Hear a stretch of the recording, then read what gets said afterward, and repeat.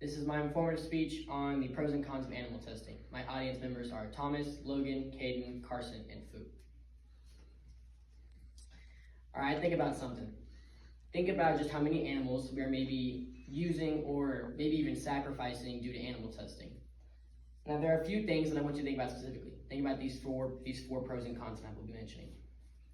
Hello, my name is Paxton Daniel, and my purpose of my speech today is to inform you of the four pros and cons of animal testing. I'm credible to speak on this topic because I have done extensive research and was also mainly curious on just how many lives we were losing due to animal testing. My four main points are animal testing can produce life-saving medicine, the inhumane treatment to animals, the similarities between humans and animals, and then the lack of applicability. Now that I have previewed my main points, I will start with my first pro. The animal testing can produce life-saving medicine. Imagine a family member of yours, a friend, or some sort of family member has a rare disease that has no cure. And we might be able to find this cure based off of, we can use animals to find this cure. So, let's just go with that.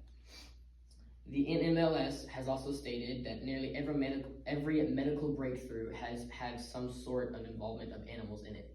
So they've helped find smallpox, measles, mumps, tinnitus, and many more diseases. Without the help of animals, some of these cures we wouldn't even have today. Now that you've thought about that, think about the similarities between animals and humans. So I won't be listing the exact similarities like, the certain systems of the body and those sort of things, but I will mention the similarities like a great ape or a monkey has with a human. According to the Speaking of Research website, an international advocacy group, animals like monkeys or great apes have helped find the original origin of the human body itself. After hearing the pros, it's time for the cons. I'll start out with the inhumane treatment of these animals. When testing with these animals, there are obviously goods, but then there are also some bads. Sometimes when researching and experimenting, these animals don't make it and sadly pass away. Not only do they pass away, but they are also sometimes used in ways they don't want to, or they don't consent, or whatever you want to say. The ELC, Environmental Literacy Council, stated that over 100 million animal lives are being lost due to animal testing. That's over 97%. Roughly 1/3 of the animals are being able to put back into their environment or even being adopted. After hearing the grueling facts of the survival of the animals, it's now time to hear the lack of applicability.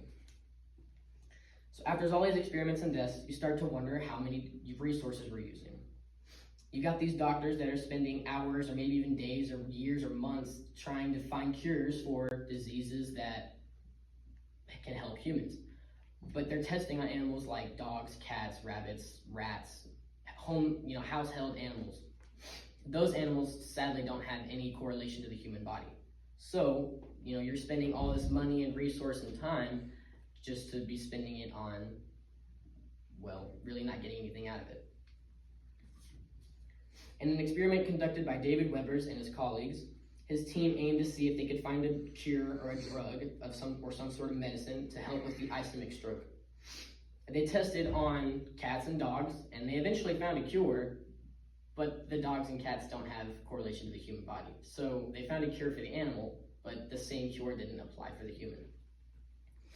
To recap, I will briefly state my two pros and two cons. Finding cures and life-saving medicine, the similarities between the humans and the animals, inhumane treatment of these animals during the process, and then the lack of applicability. The purpose of my speech today was to inform you of the pros and cons of animal testing and whether it's good or bad. Now I want you to think about my hypothetical question in the beginning. Think about if you had some sort of family member or family friend that was in the hospital with an incurable disease. Now they were able to find a cure for this animal, but sadly this animal may have not made it or passed away. How do you feel now?